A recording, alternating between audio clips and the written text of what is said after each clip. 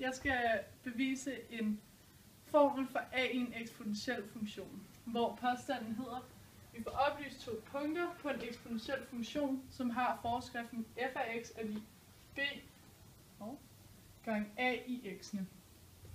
Herfra er mit første punkt x1, y1, og mit andet punkt hedder x2, y2. Nu vil jeg lige skrive noget kendt viden op. Kendt viden.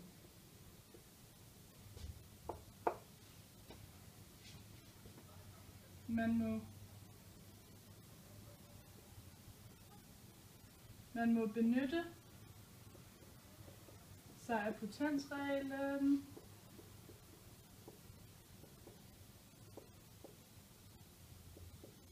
som hedder for eksempel 2 med 7 med potensen 7 divideret med 2 med potensen 2. Så må man trække, fordi de har samme rod, må man trække potensen fra hinanden. Det vil sige, at det her giver altså 2 i femte. Den formel, jeg skal bevise, hedder sådan her. Jeg prøver at skrive det, så man kan se. x2 minus x1, faktisk slut. Roden af det. Hvad gør jeg så? Fortsæt. Nå, okay.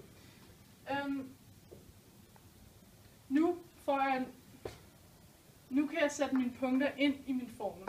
Det vil sige, at jeg kan sætte for eksempel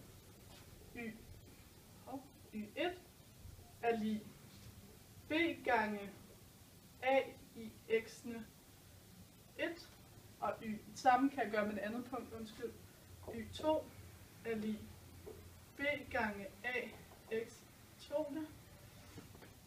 Nu får jeg en god idé at dividere mine to ligninger med hinanden.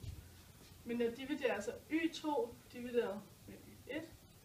De her to er altså et udtryk for den formel, eller den ligning, der står her efterfølgende.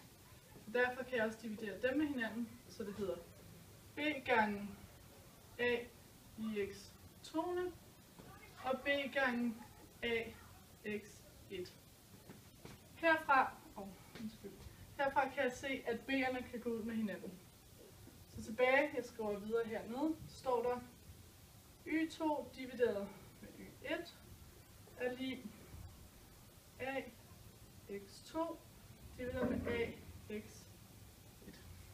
På grund af potensreglerne, som jeg fortalte herover omkring, når man trækker potenserne fra hinanden, hvis man har samme rod, må jeg også gøre det herover. De har altså samme rod og hedder a. Det vil sige, at der tilbage står hernede y2 divideret med y1 er lig de her to. De går ikke ud med hinanden, men det gør de. A x2 minus i x2 minus x1'ene. Jeg ønsker nu at isolere A, så det ligner den formel, vi har stående her. Det gør jeg ved at tage resultatet af den her parentes rod. Kan jeg lige skrive lidt sjusket og småt her. Minus x1. Når vi gør det i ligninger, er det meget vigtigt, at man også gør det på den anden side. Så det gør jeg altså her også. x2 minus x1. Tilbage, da potensen og roden går ud med hinanden, så står der tilbage, det rykker jeg lige herover. x2 minus x1 det. y2 divideret med y1 er lig a. Og nu er den formel bevist.